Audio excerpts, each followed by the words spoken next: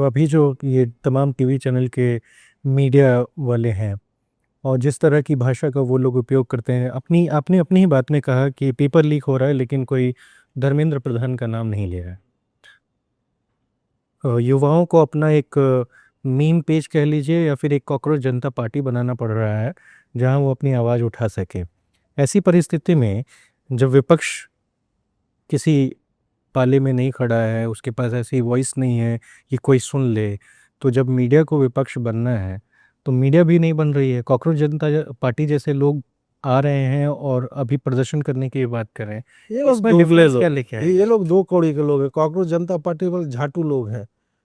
मुझे एक पैसा इस पे विश्वास नहीं। मैं सही बोल रहा हूँ कि और मैं, चूंकि इंटरव्यू है तो I won't hold my words. I just hate them from my gut. सीधी सी बात है। 22 मिलियन लोग को आप गाली दे रहे हैं। 22 मिलियन लोग नहीं, उसमें 9-9 लाख लोग जो है ऐसे शहर से आ जाते हैं जिसकी पूरी जनसंख्या 1 लाख है। तो और 22 मिलियन लोग को यदि मैं गाली दे भी रहा हूं तो आप 140 करोड़ में कितने लोग हैं? ये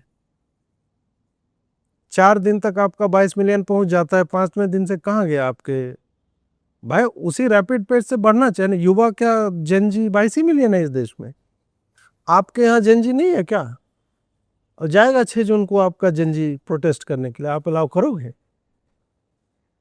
तो क्या होता है ना कि क्रांति जो है ना, इतना अब्यूज्ड वर्ड हो गया है। हमने क्रांति केजरीवाल के भी टाइम में देखी थी, हमने क्रांति जयप्रकाश नारायण के भी टाइम में देखी। मैं उसी बिहार से हूँ जहाँ 1 लाख कर्मचारी इकट्ठा हुए थे पटना गांधी मैदान में और देश की सत्ता पलट गई थी। इंदिरा गांधी की हालत खराब हो गई थी। हम और आप वहीं से है ना जी। उससे जो अमृत मंथन, सागर मंथन से जो अमृत निकला था लालू प्रसाद टाइप के लोगों के रूप में, क्या किया उन्होंने बिहार के साथ? अन्ना की आंधी आई, रेप्लिकेटेड था ना, सेम मूवमेंट था वो। कितने आपके अमृत कलश जो है वो निकले हैं केजरीवाल और मनीष सिसोदिया के रूप में। 12वीं पास आदमी शिक्षा मंत्री है और दारू का घोटाला कर रहा है, और उसका जो है मिनिस्टर, हास्यास्पद यह है कि वो मोदी को, जो ग्रेजुएट है और पोस्ट ग्रेजुएट है, उसको लिख रहा है कि अनपढ़ है। भाई तुम्हारा शिक्षा मंत्री 12वीं पास था, तुम तो कम से कम नहीं बोलो इस पे। जहाँ डिग्री ही बताने की बात है तो मोदी की तो डिग्री है तुम्हें जो। अब पर वो दिखा भी तो नहीं रहे हैं ना कभी। आप माथे पे चिपका के चलते हो अपनी डिग्री। मुझसे आप मांगोगे, मेरे पास नहीं है डिग्री, क्योंकि मैं कभी लेने ही नहीं गया अपने कॉलेज। मेरी डिग्री मैं चलता फिरता आदमी हूँ। मुझसे पूछो, इंग्लिश लिटरेचर के बारे में पढ़ा दूंगा मैं बैठे बैठे। अरे तो एक पल को आप पढ़ा देंगे, आप पे भरोसा है लोगों को, आपका काम लोग देखते हैं, आपके पास भाषा है, आप किसी को मतलब उसकी अवहेलना भी करते हैं तो बहुत चुनिंदा शब्दों में करते हैं, ठीक है। तो वो दिखता है कि अजित भारती पढ़े लिखे हैं। प्रधानमंत्री बिना टेलीप्रॉम्प्टर के अगर 4 शब्द ढंग से ना बोल पाए, और ये तो सार्वजनिक रूप से है ना, इस पे आप या हम क्या कहें? भाई ये देखो, फिर आप मीडिया से हो, आपने काम किया है कहीं पे? इससे पहले किया होगा ना काम। 12 साल से कर। आप ये कैसे एज्यूम कर रहे हो कि टेलीप्रॉम्प्टर से पढ़ना कोई गलत बात है? बिल्कुल गलत बात नहीं है, नहीं है ना। बिल्कुल नहीं है। पर टेलीप्रॉम्प्टर बंद हो जाए और 4 शब्द हम नहीं, जोड़ ना मैं पाए। बताता हूँ ना, मैं बताता हूँ ना। मैं, ऐसा नहीं है कि I am defending prime minister. मैं सीधी सी बात आपको बताता हूँ कि पीएम की ब्रीफ का एक एक शब्द इतना इंपॉर्टेंट होता है कि वहां पे कोई दूसरा शब्द बोला जाएगा, उसका अर्थ हो सकता है दूसरा निकलेगा। इसलिए उसको समय लेकर के तैयार किया जाता है। एक और बकलोली होती है कि प्राइम मिनिस्टर जो है क्वेश्चन जो है मंगवा लेते हैं। अब जिन लोगों को पता ही नहीं है कि इंटरव्यू होता कैसे है, इंटरव्यू से पहले हम और आप बैठे हुए थे ना जी। उसको प्री इंटरव्यू बोला जाता है। मेरी यदि इच्छा होती तो मैं बोलता कि आप मुझे जो है सेट ऑफ क्वेश्चंस मुझे भेज दीजिए, या हम मोटा मोटी किन किन बातों पे हम चर्चा करेंगे। प्राइम मिनिस्टर से जब आप बात करने जाते हो तो आपका क्वेश्चन यदि उनको पता नहीं होगा, तो ऐसा तो है नहीं कि उनको पता होगा देश में कितने टॉयलेट बने हैं। आप पूछोगे ना कि मतलब आपने महिलाओं के लिए क्या किया, तो आदमी बताएगा ना कि उज्ज्वला योजना दिया, सौभाग्य योजना दिया, और टॉयलेट कितने बने। वो डेटा उसके पास कहाँ से आएगा? वो याद करता रहेगा या उसके कान में कोई फीड करेगा? लोग जो है ना प्रैक्टिकलिटी नहीं समझते उस सिचुएशन की कि टेलीप्रॉम्प्टर पे बोल रहा है और वो चला गया तो फिर वो क्या बोलेगा, फिर वो खींचता रहेगा।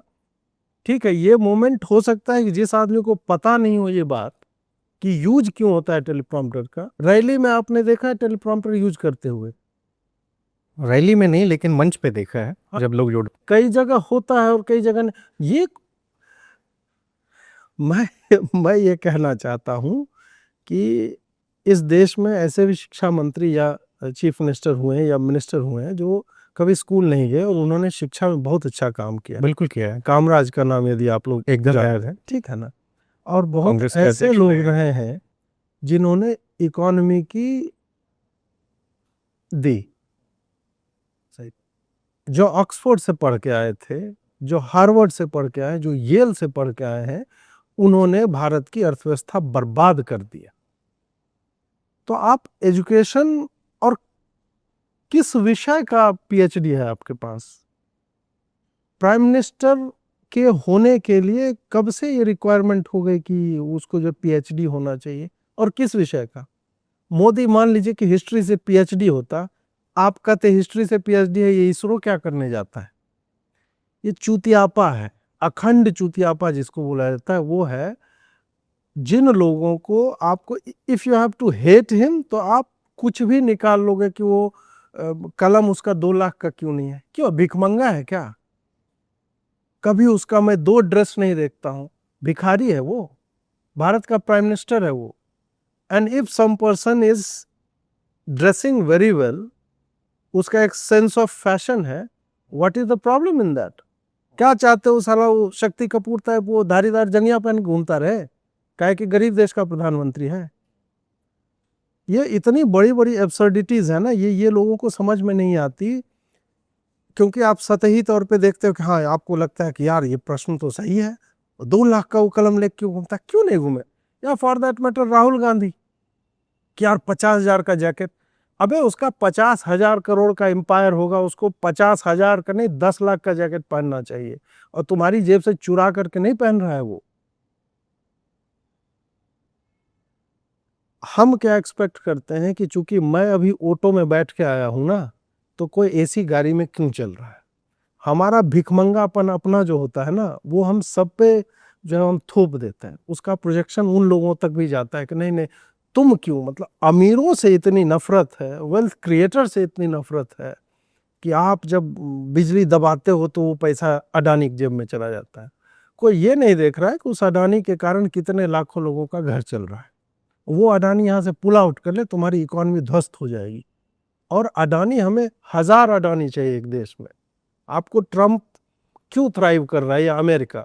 क्योंकि वहाँ 1-1 ट्रिलियन डॉलर की इकोनॉमी है, मतलब एक एक कंपनी है, 1 trillion dollar, 2 trillion dollar, 3-3 trillion dollar की कंपनीज हैं। तो इन सब चीज़ों को जब आप वही वो समाजवादी वामपंथी चश्मे से देखोगे ना, तो आपको आपका प्राइम मिनिस्टर जो ऑब्जेक्ट ऑफ रिडिक्यूल दिखने लगेगा कि 2 लाख का कलम कैसे रख सकता है यार। बट थोड़ा से सोचो कि उसके 2 लाख के कलम रखने, या रेनॉल्ड का 5 रुपया कलम रखता था केजरीवाल, और 5 रुपया का कलम रख के उसने क्या किया, और 2 लाख का कलम रख के उसने क्या किया। दोनों में आप अंतर जो है सत्यनिष्ठा के साथ यदि आप देखोगे, उसमें आप अपना पॉलिटिकल बायस नहीं लगाओगे, तो आपको उत्तर मिल जाएगा उसका। अच्छा, समस्या ये भी तो चल रही है ना, कि आर्गुमेंट चल रहे हैं, विपक्ष कह रहे हैं, तमाम लोग कह रहे हैं कि भाई प्रधानमंत्री क्या पहन रहे हैं, 2 लाख का पेन रखे हैं, 10 लाख का सूट पहने। लेकिन भारत की जो व्यवस्था है, जो गरीब लोग हैं, उनको 2 वक्त का भोजन अभी प्रॉपर नहीं मिल पा रहा है। जब आप 80 करोड़ लोगों को राशन के भरोसे छोड़ के रखे हुए हैं, या फिर पहले उज्ज्वला की सब्सिडी हुआ करती थी, अब वो भी नहीं है। ऐसी परिस्थिति में सवाल तो लाजिम है ना, कि जब आपके देश के लोग गरीबी में जी रहे हैं, तो फिर आप 10 लाख का सूट काहे पहनेंगे? क्यों नहीं पहनेंगे? ये कौन सा, ये चुतियापा फिर मैं कह रहा हूं क्या है? ये विचित्र सा प्रश्न है कि आपका पड़ोसी चूंकि गरीब है तो आप मतलब बड़ा मकान 3 फ्लोर में क्यों रह रहे हो? मेरे पड़ोसी ने काम नहीं किया, इसके कारण वो गरीब है। और प्राइम मिनिस्टर आज प्राइम मिनिस्टर बना है, गरीब लोग 50 साल से गरीब हैं। और क्या इसी प्राइम मिनिस्टर ने 25 करोड़ लोगों को एक्सट्रीम पॉवर्टी से बाहर नहीं निकाला? उस डेटा पॉइंट पे भी डिनाई कर दोगे? 80 करोड़ लोगों को राशन देना वो तो एक पॉलिटिकल मूव है, रेवड़ी है, विच आई अपोज। लेकिन ये कहना कि चूंकि वो 80 करोड़ लोग गरीब हैं इस कारण से जो है हमारा प्रधानमंत्री 10 लाख का क्या पहने वो बताइए, कुछ भी आप एक उदाहरणवश बताइए क्या पहनना चाहिए मोदी को, कुछ एक बताओ क्या पहन। कुर्ता पजामा पहन सकते हैं नॉर्मल।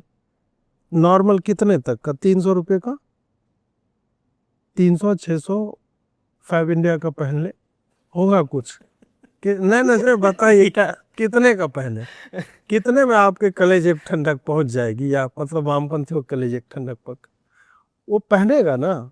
तो आप जाओगे उड़ीसा के कालाहारी, वहां दिखाओगे कि इस आदमी के देह पे तो कपड़ा भी नहीं है, हमारा प्रधानमंत्री 300 का जो है मार दे करके उसको आयरन करके पहन रहा है। इसका कोई लिमिट नहीं है, इस बकवास प्रश्न का कोई मतलब। आप नीचे गिरते गिरते गिरते चले जाओगे ना, वो नंगा होके खड़ा हो जाएगा ना, फिर भी आप कहोगे तुम्हारी चमड़ी गोरी कैसे है, तुम ताइवानी मशरूम खाते हो, आप वहां तक पहुंच जाओगे। तो यही समस्या है वामपंथियों की, and nobody calls them out. समझे? उसको सेंसिबली बोलोगे, खुद सोचोगे, आपको समझ में आएगा कि दिस इज रिडिक्यूलस। गरीब कहाँ नहीं है? अमेरिका में गरीबी नहीं है, अमेरिका में होमलेसनेस नहीं है, चाइना में गरीबी नहीं है। पर कैपिटा इनकम की बात होती है तो अमेरिका का हमारे यहाँ से 4 गुना ज़्यादा है। हाँ, तो 1776 में आज़ाद भी हुए थे। हमारे यहाँ मिक्स सोशलिज्म और ये बकवास जो है वो हम कर रहे थे नेहरू के टाइम से। और कौन से इंस्टीट्यूशंस तुमने क्रिएट कर दिए? 50 वर्षों में यदि एम्स के लेवल का आपके पास एक ही हॉस्पिटल है, 25 राज्य हैं आपके यहाँ, अब तो ज़्यादा हो गए, 29 हो गए जब नेहरू और गांधी और राजीव गांधी के टाइम तक, और 7 IIT से आप आगे नहीं बढ़ पाए। तो ये मोदी थोड़े जेब में थोड़े लेकर पिम पार्टिकल मारा और IIT बन गया ऐसा करके, ऐसा नहीं होता है ना। इंस्टीट्यूशंस क्रिएट करने के लिए यू नीड टाइम, और वो किया ना उसने। 5-10 साल में जितना पहले नहीं होता उससे अधिक बनाया। फिर कहोगे कि नहीं उसमें टीचर अच्छे नहीं है, होंगे टीचर अच्छे। यहाँ पे भी ऐसा नहीं है कि मतलब अचानक पहले नेहरू जी जो है वो मंत्र मार दिए और टीचर बढ़िया हो गए थे, नहीं, वो होता है, वो ये एक बहुत स्लो प्रोसेस है। ठीक है, तो आपको वो समय देना पड़ेगा। और मैं भी इससे एग्री करता हूँ कि जिस पेस से 2014 के बाद भी होना चाहिए था वो भी पेस नहीं पकड़ा, क्योंकि हम लाडली बहना और लड़का भैया स्कीम जो है ये चला रहे हैं, वो हमें चुनाव जीतने का एक बहुत बड़ा फंडा है, वो तो उसमें पैसा जा रहा है। तो आप कैसे मैन्युफैक्चरिंग में पैसा कहाँ से लगाओगे? मैं चुनाव वाले पॉइंट पे आपसे सवाल करूंगा। मेरा एक सवाल और है कि 2020 में आपने कहा था कि it was never radical Islam, it was always Islam. हाँ, नहीं, मैंने बोला था कि इस्लाम के साथ रेडिकल शब्द नहीं यूज करना चाहिए, क्योंकि इस्लाम ही रेडिकल है। वो अपने आप में एक रेडिकल, मतलब वो सेल्फ, मतलब जैसे कुछ लोग हिंदी में शब्द प्रयोग करते हैं सुर्ख लाल, लाल लाल ही होता है, सुर्ख का भी मतलब जो होता है लाल ही होता है, तो डबल टाइप का हो जाता है, डबल सिग्निफायर टाइप। क्या 6 बरस बाद भी आप उस अपने शब्द नहीं, वो तो और प्रबल हुआ है, वो और प्रबल हुआ है। इसके कारण मेरा अकाउंट सस्पेंड करवा दिया था मैं। और ये कब हुआ था पता है? जर्मन चांसलर आरोप लगा हेट स्पीच कर रहे थे। कौन सा हेट स्पीच कर रहा था मैं? एक समुदाय को आप गलत ठहरा रहे थे। जो समुदाय गलत है उसको गलत ही कहेंगे। जिस समुदाय के लोग गला काट रहे हों, जिसके किताब में 25 जगह पे लिखा हुआ है कि काफिरों को जहां देख दो मार दो, how can you love them? अगर मतलब आप यदि उस किताब को बिलीव करते हो उसकी पूर्णता में, और वही एक क्राइटेरिया है आपके उस समुदाय के होने का, जिसमें यह एक्सप्लिसिटली लिखा हुआ है कि तुम्हारे बगल में बैठा हुआ व्यक्ति यदि उस समुदाय का नहीं है, उसकी हत्या करना भी जायज है, उसकी बहन बेटी का रेप करना जायज है, उसको जो है माले गनीमत बोल करके मंडियों में बेच देना जायज है, तो मैं आई विल हेट यू, और मेरे हेट की इंटेंसिटी बहुत हाई होगी। How can I not hate you when you are after my life? तुम्हारे होने का कारण ही यही है कि तुम किसी काफिर को मार दो, उसकी बहू बेटियों का रेप कर दो। Why should I love you? मेरा ये है, I don't hate them all, लेकिन जो इसमें बिलीव करते हैं, इन सारी चीजों पे भरोसा करते हैं। आपको लगता है कि दुनिया भर के परसों मार दिया मुसलमान उसी सूर्या तरह के को, हैं? परसों मार दिया ना भाई, 17 साल का बच्चा था सूर्या, असद ने किस बात के लिए मार दिया था उसको? इस तरह के हेट क्राइम नहीं हो रहे हैं। इस हिसाब से तो ये भी कहा जाएगा कि पहलू खान की हत्या कर दी गई हाँ। उनकी गाड़ी में गोमांस के शक में, जबकि वैसा कुछ था नहीं। आप मेरा एक पोस्ट निकाल के दिखा दो मैंने इंडोर्स किया हो इसको, या हमारे किसी धार्मिक पुस्तक में ऐसा लिखा हुआ है कि ऐसा जो कर रहा है उसको मार दो, कहीं पे एक लाइन दिखा दीजिए आप। पर हमारे यहाँ लिंचिंग भी मारा गया।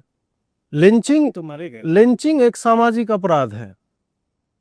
लिंचिंग एक सामाजिक अपराध है। समबडी ड्रिवन बाय हेट, वो यदि ये कार्य करता है तो उसका पूरे धर्म पे नहीं जाएगा, परंतु यदि आपकी पुस्तक ही उस चीज को अनुमोदन उसका करती हो कि ऐसा करना चाहिए, और तुम वही पढ़ते हो अपने मदरसों में, दोनों में बहुत अंतर है।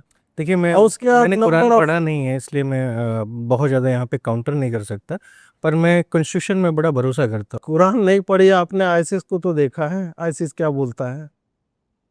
गजवा हिंद नामक शब्द तो सुना होगा, बिहार के हैं आप, पीएफआई का विजन डॉक्यूमेंट 2047 आया था, वो तो पढ़ा होगा, देखा होगा, जर्नलिस्ट हैं आप। दिल्ली में ही थे आप जब दिल्ली के राइट्स हुए थे, वो भी याद होगा। शर्जील इमाम का स्पीच तो याद होगा, नॉर्थ ईस्ट को अलग कर देंगे, 500 शहरों को हम एक साथ जाम नहीं कर सकते। ये कौन सा मतलब संविधान से ये चलना हुआ? I don't hate them, but they don't give me a reason to love them.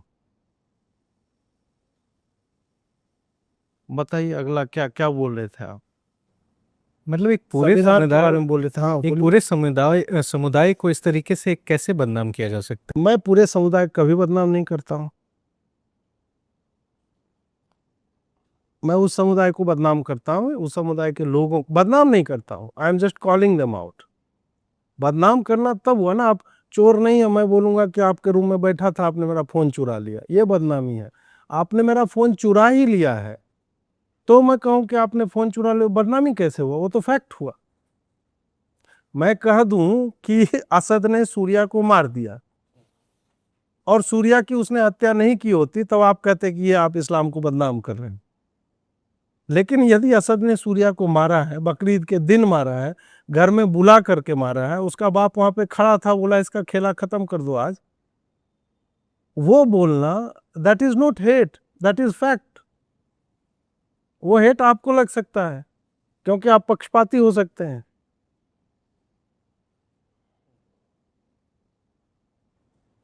क्या एक इंडिपेंडेंट कमेंटेटर एकदम ईमानदार हो सकता है? ईमानदारी को डिफाइन कीजिए, मतलब ईमानदारी से क्या मतलब है आपका? तात्पर्य क्या है सत्यनिष्ठा से? ईमानदार तो एक अलग ही शब्द हो जाता है, हम उस पर नहीं जाएंगे, बट उसका हिंदी सत्यनिष्ठ होता है और कर्तव्यनिष्ठ होता है। कार्य के संदर्भ में यदि आप बोले तो उसको डिफाइन कीजिए कि आप एक्सपेक्ट क्या कर रहे हो उस शब्द के परिभाषा से। कैसा होना चाहिए कि ईमानदार व्यक्ति? मतलब एक बड़ा वैचारिक दर्शक वर्ग उससे कुछ खास प्रकार की मतलब बातें सुनने की अपेक्षा रखता है। अगर कोई एक पक्षीय राजनीति को चुन ले और उसमें स्वतंत्र होने की, अपनी भूमिका अदा करने की कोशिश करे, तो वो कितना ईमानदार हो सकता है एक पक्ष के साथ होने में?